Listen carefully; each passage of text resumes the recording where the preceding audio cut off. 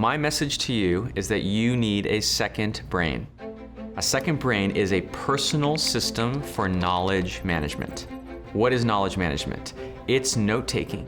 It's saving little bits of material and content and information from both your physical environment, but more importantly, your digital environment, to cultivate and retrieve and review it over time.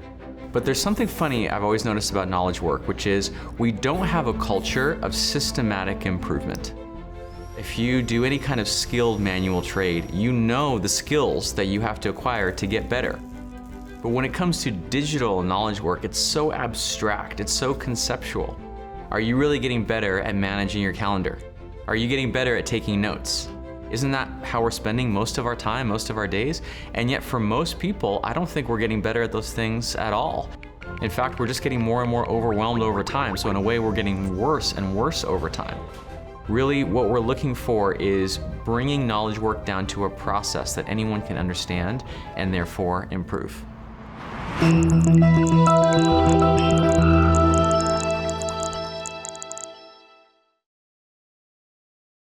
There's another idea that I want to introduce you to, which is divergence and convergence.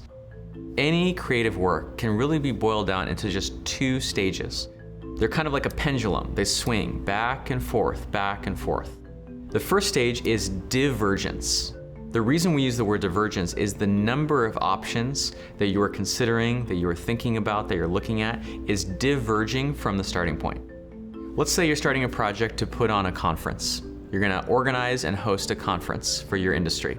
Where you wanna start is with divergence by considering many different possibilities. You wanna think about different venues. You wanna look at what other kinds of events have done. You wanna consider different agendas, different formats for breakout sessions. You want to really expose yourself, kind of open yourself up to the universe of possibilities that exist so that you can find the best.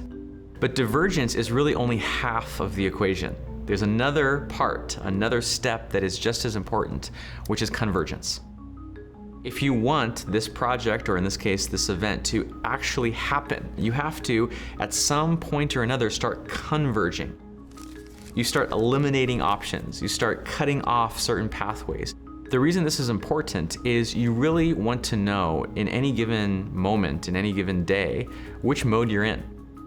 If today is a divergent day, or this work session or this hour or this minute is a divergent minute, you should open up the doors and windows, put on loud, crazy music, get exposure to as many different diverse ideas as you can. That is what divergence is all about.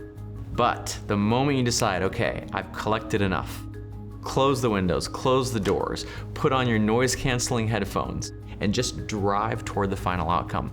That is what it means to be both creative and productive. Divergence followed by convergence, and then back and forth until you finally arrive where you're going. There's one more piece of advice that I have for divergence and convergence, which is you want to have many things going on at once. We live in a time of so much uncertainty at all levels of society, that often, if you're only doing one thing, you have one focus, say one project, and that project gets stuck. If that's the only thing that you have going on, well, you are stuck.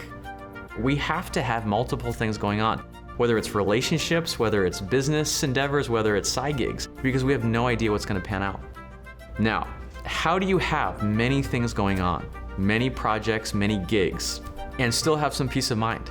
To me, that's what a second brain is.